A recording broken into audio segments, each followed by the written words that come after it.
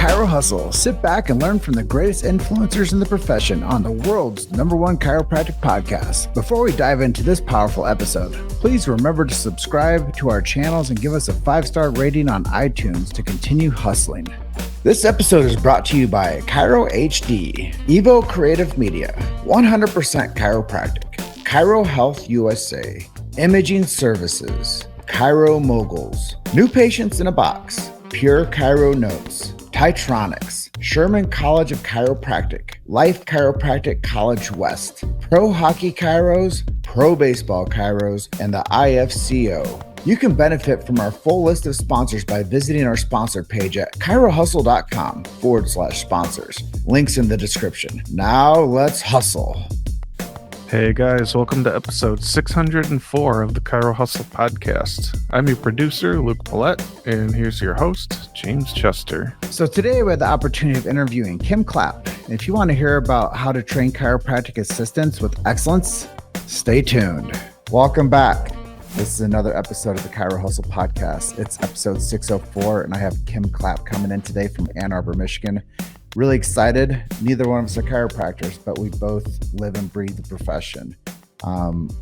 Before we get into her episode, I'm going to let you know our big why. Why do we do what we do? First things first is freedom of speech. Everybody has to have this as a core value principle, and it's something that's very important to the medical world. I think that we've been marginalized with the truth, and now people want chiropractic more than ever. And they want medical freedom. They want family health freedom. And that's what chiropractic represents to the world at large. They just don't know it's called chiropractic. We do protect the sacred trust. They're BJ Palmer's last words. If you want to know more about that, check out our show notes. And they will be with this episode 604 with Kim Klapp. We also support subluxation-centered chiropractic. Some people call it subluxation-based chiropractic. I know I shouldn't have to say that, but I do, because the schools are taking that language out of the universities. So they're not chiropractic colleges anymore. They're universities of health sciences, which are saying we don't need to talk about things that are philosophical in this profession. So we do. So we fill that gap. And we do believe in innate intelligence and universal intelligence. We believe that when the woman is adjusted, the physical, it connects them to man or woman, the spiritual. With that being said, Kim Klapp. Awesome. Welcome. Thank you so much for having me. I love it, even if it's 6. Oh, your mic just went off. Nothing. Changed absolutely nothing. But okay. Back on. Back on. Back on. Can't stop. They knew you were going to say so much good stuff. That's what it was. We're censoring already. We're going to pre-censor her. Well, they do. The world censors our show. We used to have, when we'd go live, upwards of 60 to 100 people joining our live broadcasts. Now, Facebook will possibly have 5 to 7 people join us. Yeah. So, I mean, I didn't do that. If I could do it, I'd have 5,000 people join the live. So, the people that run these platforms definitely don't like the truth of healthcare. I appreciate you for sharing the truth. That's awesome. So your chiropractic story, you train CAs. I'm excited for you to talk about this, but you said you've been a part of this whole thing for around 30 years. Last week was my 30th chiropractic anniversary. It started, I had just graduated University of Michigan, I think 2 days before. Go Blue. Good job on the neck. There we go. So I knew absolutely nothing about chiropractic. So like I said, I thought there was an S on the end. Obviously there wasn't, kind of like physics. So I had a great foray into chiropractic with 650 different chiropractors teaching me about what chiropractic was, about subluxation, and about what health was.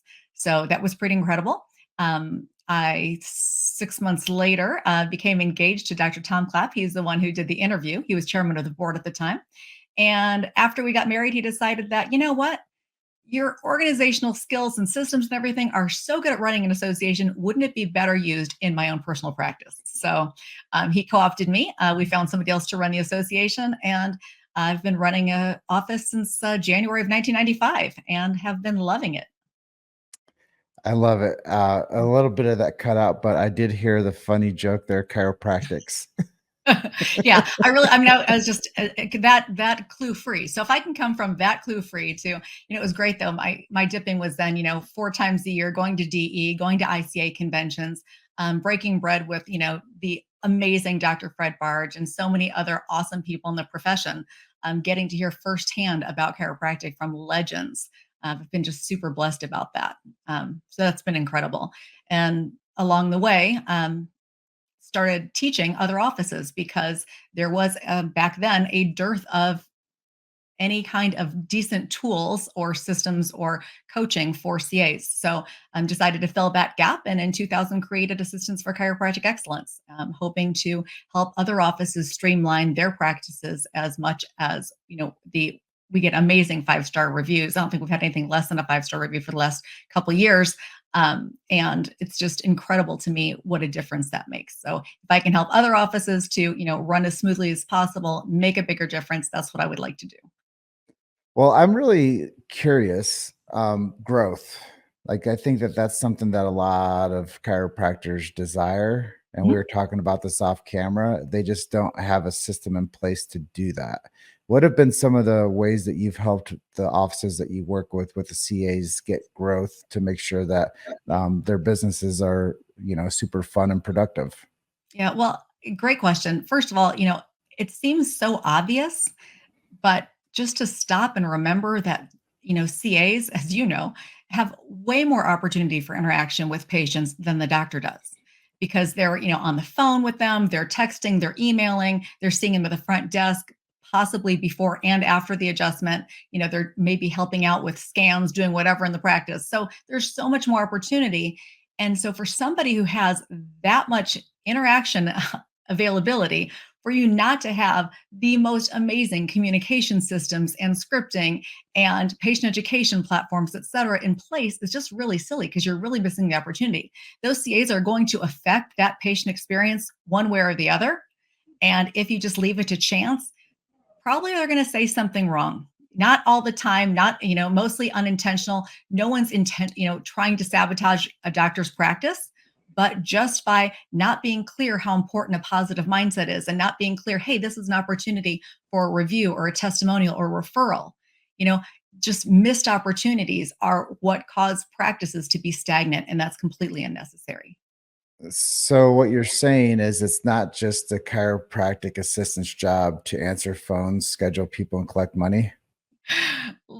I again, as we said, CA stands for chiropractic angel, and really that's what they are. They can be the practice's greatest asset if they have the training and they're empowered and they have the tools. And so my goal is to make it basically effortless for CAs to succeed. I want to give them everything to make it so easy for them. I mean, I struggled. I didn't have the systems in place.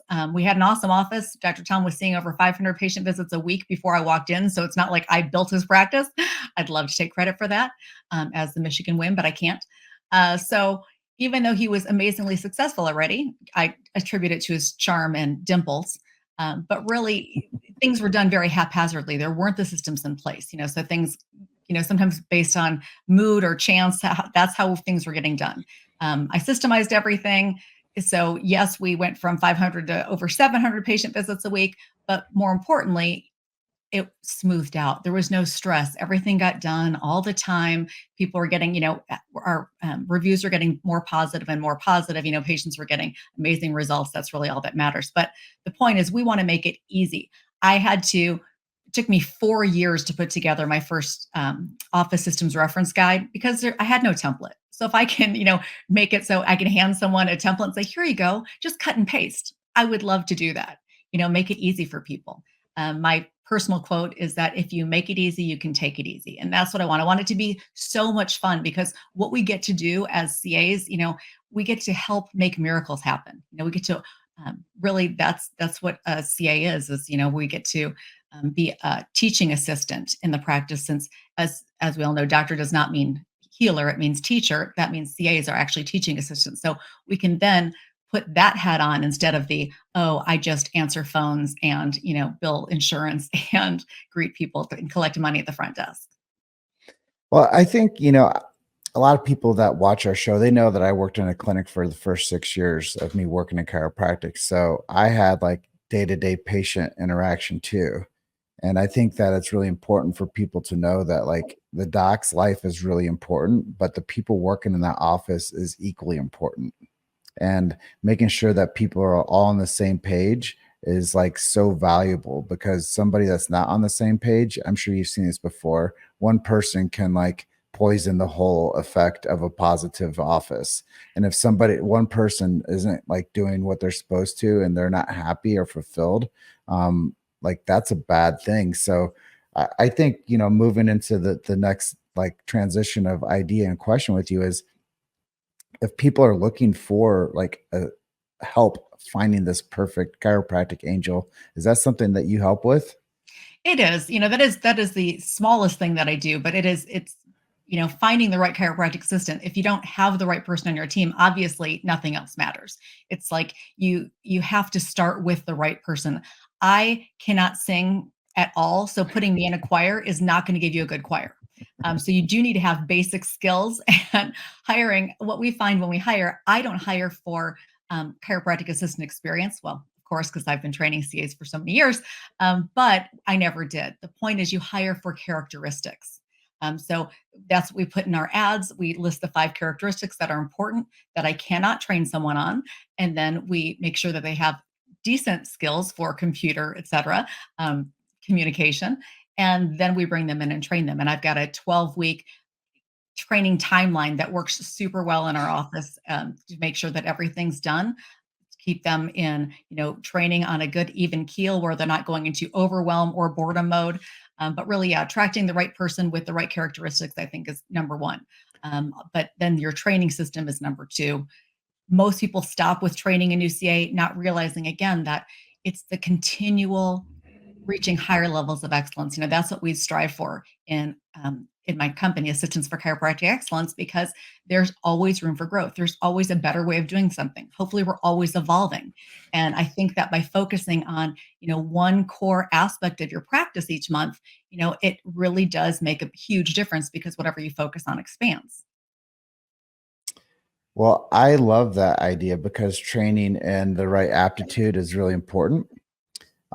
Where have you found that the greatest crossover is for people coming into uh, becoming great CAs? Like, they come from banks? Are they coming from grocery stores? Are they coming from salons? Like, Y- where You are the know, greatest people? I Teachers? will tell you, no, the best ones I've had, that I have, my CA, my longest term CA with me right now has been with me for 22 years.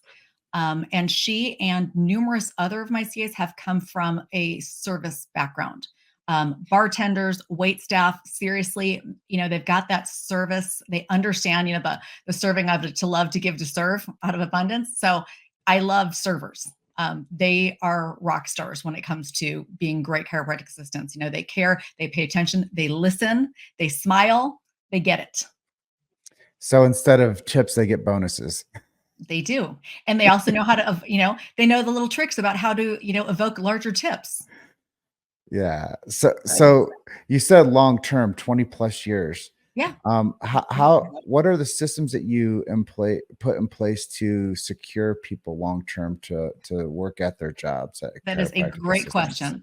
So going back to your last question about hiring, yes, I do teach that. I actually have a how to hire, train, and keep great CAs package. If you can do nothing else, hire, training, and keeping great CAs, it'll make your life just a piece of cake. So much easier, right?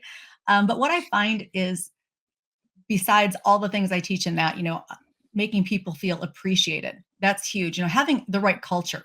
Because I noticed that in offices, you either, those offices that have the high turnover, it's because it's stressful being in that environment. you know, they don't have the systems in place to make it easy for CAs to succeed. They don't understand necessarily. There's a lot of, for example, archaic offices that think, well, the CA gets a paycheck, that should be enough. Well, no one that's like saying, well, I'm married to you. You should know how much I care about you. That's it's like the same thing. It's like, wait a second. These are people who are choosing to, be on your page to, help you achieve your vision and your mission for your practice. And you're just going to take that as, well, they get a paycheck. So obviously helping making sure your CAs understand what a difference they make. And I hope to goodness, I mean, I've got such an amazing team. I can't rave about them enough. I mean, every review we get, every testimonial that comes into our office, every feedback form, raves about our team. And they usually mention them by name. And by the way, a little hint, anytime somebody is mentioned by name, they always get a gift from me. So, but our CAs, you want to make sure that your CAs feel like they make a difference, that they're empowered to make a difference. They're compensated for making a difference. They're appreciated for making a difference. So really giving them, like I said, all of that, creating the right culture, and then giving them the tools and systems to make it just so easy for them to succeed rather than having to reinvent the wheel. When I see these CAs go on Facebook groups and ask, hey, does anybody have something you could share with me? It's like, well, yeah, what are we doing for X? It's like, how do you not have the systems in place to do this already in your office? And why is your doctor too cheap to invest in your training? It's crazy. It's way too important. You made it to Chiro Hustle. Sit back and learn from the greatest influencers in the profession on the world's #1 chiropractic podcast. This episode is brought to you by Chiro HD, Evo Creative Media, 100% Chiropractic, Chiro Health USA, Imaging Services, Chiro Moguls, New Patients in a Box, Pure Chiro Notes, Titronics, Sherman College of Chiropractic, Life Chiropractic College West, Pro Hockey Chiros, Pro Baseball Chiros, and the IFCO. You can benefit from our full list of sponsors by visiting our sponsor page at chirohustle.com/sponsors. Links in the description. Now let's hustle. Yeah, and as you're talking about these interactions and this appreciation and this value add into the people that actually run your business for you, because that's a part that most of the chiropractors don't see too, is the chiropractic assistant, the chiropractic angel, the people that are there at that front desk position. They're the ones that are actually running your business for you, and you want them to have the best quality of life like you would want for yourself. And I think that that's a crossover to wanting to make sure that they have quality of life to raise their families to where they do want to stay. And then they do want to, get people to reschedule, and they do want to get people to book their next appointment or pay for their care plan up front or whatever it is. Yeah. You have to have them on the same page with you and actually make them feel like they're a part of something bigger than themselves. Because if you want them to get them to stay, pay, and refer, well, you want the chiropractic, team to feel that vibe too. And you want them to feel empowered to create a better future for everyone around there, not just themselves, but the doc and the patients. Right. So it is really true. We want to create those chiropractic families, but it starts with your team too. Yeah. And, and I love how you start your podcast off with your why, which is so important. That's what we do with our training, and with our everyday going in. We do our team huddles every morning with our, vision for our practice and our mission and our CA mission, because we want to bring them on board. And we talk about, at our every team meeting, what is our number one goal? What is our number one duty? What's our number one priority? What is our number one, so that everybody is crystal clear. And having that clarity makes such a big difference on getting everybody on the same page. And in our practice, it's always the patient experience is our number one priority. But then after that, for me, and we don't talk about this a lot, but then it's really, what's the experience of my team? Are they enjoying themselves? Are they having fun? Because the more enjoyable it is to, do what you do, the better it is. So if you've got, a computer or whatever that's causing issues and it's stressful, well, get it out, get out that whatever it is that's causing an issue, causing a problem, causing friction, if you will, just remove it so that, you can make everything just hum along. We actually get testimonials, online reviews saying your office is run like a well-oiled machine. And I love that. It's exactly what we're trying to do. We want to provide such an amazing experience for people. The last two reviews we've had actually were just, I couldn't have written better reviews for our practice. And I thought I had those, but I don't have them anywhere handy. So sorry. One of them actually said that was the best healthcare experience they've had in the last 10 years, including large hospitals. I'm like, well, of course, including large hospitals, but So we've been spending a lot of time talking about the inter segment of a chiropractic office. Now let's talk about the outer segment. You talked about reviews. So we're on digital format, we're in person. What are some strategies that you teach the offices that you work with to get connected to their local communities? As far well, as far as connecting to the local communities, honestly, events, internal marketing events, we host one every month in our office, and about 2 to 4 times a year, we do it on with a community event. So, for example, it might be a food bank or it might be Humane Society. We've done it with foster children, et cetera. But some sort of giving way to give back and working with getting your team involved and your then your practice members involved in a community event. That really makes a big difference. I think it's really important because the community aspect of a practice, like those are the people you're taking care of. I've heard some people like sponsor teams. Some chiropractors will go out there and take care of like the like local football team, or they'll go out there and take care of like the cheerleading squad or whatever it is. But whatever their like zone is, things usually from their background, they want to go and work with that type of group or that type of community too. Yeah. It's interesting. We get a lot of feedback, positive feedback and testimonials about the giving events that we do. So I know that they hit home. And we get a lot of suggestions about, hey, next time you do one, what about considering to do this one? And so we're actually creating a survey for next September for our next holiday giving on where people want us to give to. Because we do want to make the biggest impact in our community that we can with the areas that we give to. So that is definitely important to us. And One of the things we do in our office, a bajillion years ago, we did a kids' day and it was, an annual event. And I'm thinking, well, this is a lot of effort. Great as it was, I thought, you know what? Let's do a kids' day every month. So that's one of the things that we've incorporated in the last 10 years is the first Friday of every month is our kids' day. So that's another example of ways that we give back to the community. well, it's been said for a long time, people don't care how much you know until they know how much you care. And philanthropy goes a long way. And, giving back to your community goes a long way. And I know that a lot of chiropractors just want to give more to their patients. And I think it's really cool for people to get that right, that connection with their community, to know that like these are really good people too. They're not Right. just great healers and great practitioners, but they really care about like where they live and the people that are a part of the community. That's one of the reasons I like to focus on that part of the conversation. Um, One moment. oh, sure. Yeah, unless we want the battery to go on my laptop. Things never got plugged in. Go ahead and I know continue. I know how that goes. It's funny, which Now the audio jumped off again. there we go. Sorry about back. that. One of my favorites. I always say with chiropractic, if we can just get people to understand that, their body, when it's a computer or a printer or an appliance, you go to the troubleshooting manual, something's not working right. The first step is always what? Check to make sure it's connected to its power source, right? When people understand, hey, when something's not working in your body right, check to make sure that you're connected to your healing source. Won't that be an awesome day in chiropractic? Amen. So 20 years from now, you've been working in this profession for 30 years.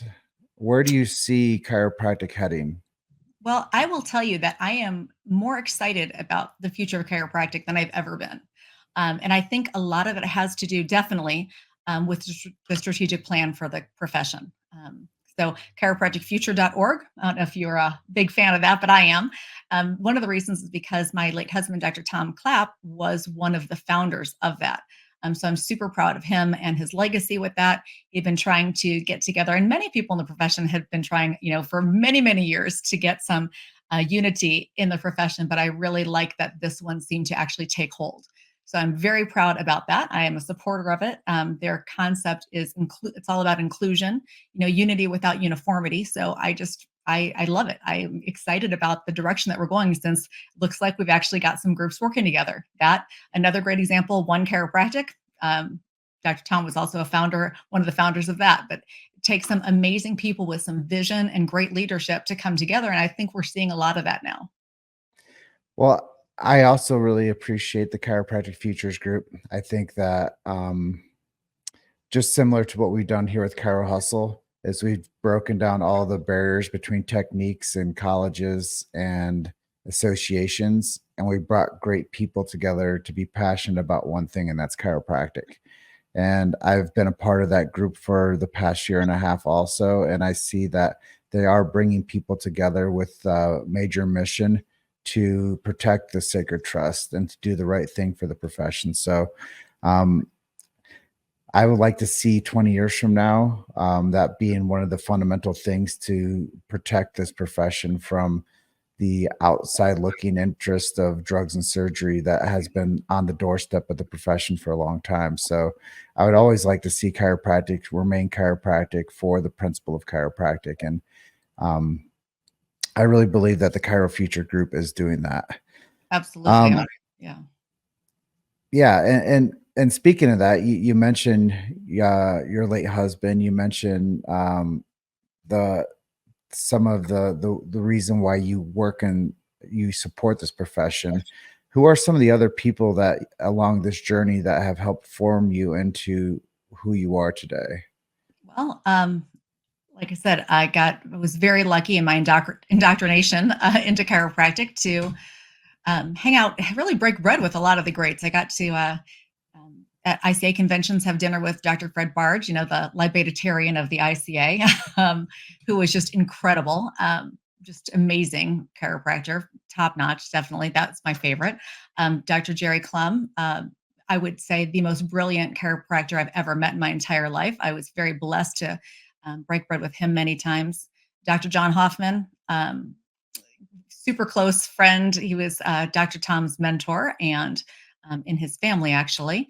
And I was lucky enough to have to mentor with him over dinners and beverages at least probably twice a week for over 20 years. Dr. Chuck Ribley, another amazing great, one of Dr. Hoffman and Dr. Ribley, two of the founders of Life University. So, and of course, Dr. Tom. Now, all of those unfortunately have transitioned. But each of them were what I consider to be heroes in the profession. And obviously, all of them will be missed. But luckily, I'm super blessed. I'm so grateful for my chiropractic family.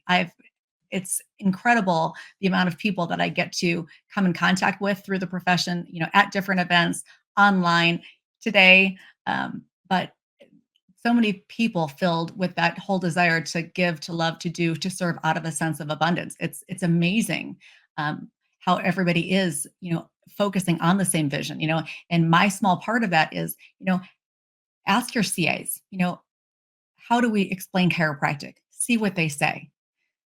You might not be too happy with that answer. And then help empower them so that they can, each CA, imagine what this world would be like if each CA could go out into their communities and explain chiropractic a little bit better. Take advantage of all those opportunities. Well, there's another saying that one of my mentors tells me is that the words that you use become the house that you live in. And if we don't use the right words with our team, we're not creating the house that we want to live in. If we're not teaching them the right words to use, then we're not creating the chiropractic house we want to live in. Right. And there's so many words that people can use when it comes to explaining what chiropractic does or what it means. Like everybody should have like a Friday huddle where you should just go around and talk to the team and say, hey, how have you seen chiropractic impacting the people that come to our clinic? Right. Absolutely. How has it impacted your life by being a part of this team?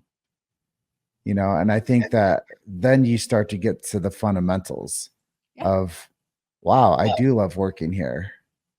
Wow, we do change a lot of people's lives. And, I think that when you bring it back to the chiropractic assistant, the team is really the most important part of any business. There's 5 people that help run Chiro Hustle, and I praise them constantly. And I always think about how can I make their lives better by being a part of what we do to promote this profession. And each one of them just feels enthusiastic about what we're doing with our podcast. And it might be a small thing, but just like sending them a text message and say, hey, thanks for showing up to the team call today. or something small like, hey, let's go get a lunch next time I'm in town. Something so simple, or, just showing appreciation on a small level to your team really matters. And then I guarantee you, everybody on my team, if you ask them what chiropractic is, they would definitely be able to tell you why chiropractors do what they do and who they do it for. So we do create the house that we live in by the words that we use. And I'm really thankful for everything that you've done to support this profession and the legends that you had access to. I never got a chance to meet most of them. So I think it's really awesome that there are so many different facets of leadership and people that are protecting the sacred trust and telling the story and promoting the big idea. And I see that there's so much clarity that we can all get to if we support the profession, don't take from it, but add to it. And I think that that's a really good place to end up with chiropractic is give to it more, don't take from it more. I think RFK, no, not RFK Jr. Said, don't ask yourself what you can do for your country, what your country can do for you, but what you can do for your country. And I think that when you think about don't ask chiropractic what it can provide to you, ask yourself what you can provide to the profession. I think a lot of things would really be a more of an amazing profession in the next 20 years for us. And I do think there's so much value in all the people that you've had a chance to be mentored with and spend time with. And that's why we do this shows, for your story. And I'm really thankful that you came on with us today. But helping run an office, I'm sure you've seen miracle stories. Absolutely. Let's close out today's show with a miracle story that you'd like to share with our audience. Oh, one miracle story. Hard to say. I mean, we've had 3 Harvey Lillards in our practice, so I'm very happy about those. Those were awesome. Obviously, we had more people forget their walkers on the way out of the office, just like every other practice who's been around. I mean, our practice has been around for 44 years next week. So, there's a lot we've seen, but sometimes they're the big ones. The 6-year-old Brittany, who was so asthmatic that, she couldn't, had to have a sedentary life. She couldn't play at recess. She couldn't do anything. Anytime she got a cold or a flu, her immune system was so defunct that she'd have to be hospitalized. She couldn't even pet dogs. So she was overweight because she couldn't run around. She used her inhaler every day. She had attacks every day. She got under care. What a surprise. She got to throw her inhaler away after her first week of care. And the change it made not only to her and her life, but her parents' life. I mean, not having to worry like that anymore, I just can't imagine. So sometimes it's big ones like that. And other times, my other favorite is Steve, who just wanted to be able to put his arm around his wife again without shoulder pain so he could go to the movie and enjoy it. So to me, it's incredible. And that's why Chelsea is you know, any missed appointment is a missed opportunity for a miracle. So, always keeping the bigger picture in mind of the why we do what we do, that's how we make the biggest difference. And so I appreciate you, and the why is so strong for what you do what you do. Thank you. Yeah, it's a real blessing to be able to hold space for these chiropractic conversations and to know that we've been doing this for 6.5 years and I've interviewed over 1,300 people. And this is our 604th episode. I feel like building the cultural conversation around this profession was something that was much needed. And hearing these miracle stories, one person that doesn't deal with something that a chiropractor can help with changes the whole family. And I believe that everybody should at least go get their spine checked and their nervous system assessed and an assessment from a chiropractor to see how it can improve their quality of life. And it's not about pain, it's about the brain, but it's also about the relationships that improve because of the adjustment. And it's not just the chiropractic adjustment that's going to change one person's life. It changes the whole family's life. Like a baby with colic that gets adjusted, like it changes the quality of life for those parents to sleep again. Or that walker that gets left. Now that self-esteem improves and somebody's like, oh, wow, I'm not dependent upon this thing. So there are so many miracle stories that are out there, and every chiropractor sees one every day, I guarantee you. At this juncture, Kim, is there anything I didn't ask you that you want to share with our audience today?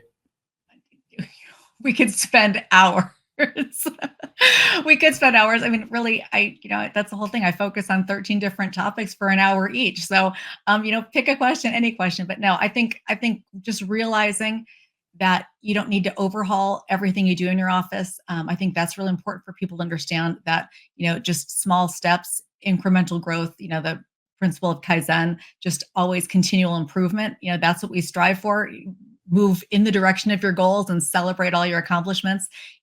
Improve your communication wherever you can, because that is 95% of your success. And if I can help in any way, I'm here. And you can find Kim at chiropracticassistants.com. That's www.chiropracticassistants.com. If you guys are looking for anything when it comes to her office systems reference guide, hiring and training tools, practice solutions, and more, reach out to Kim and allow her to be your trusted resource for all things chiropractic assistant. Well, Kim, thanks for being episode 604 of the Chiro Hustle podcast today. I loved it. Thanks so much. Well, I'll close out like I always do, and I'll tell everybody, you guys are just one story away. Keep hustling. I'll see you guys on the next episode. Bye for now. Thanks for listening to Chiro Hustle. Don't forget to subscribe and check back next week to continue hustling.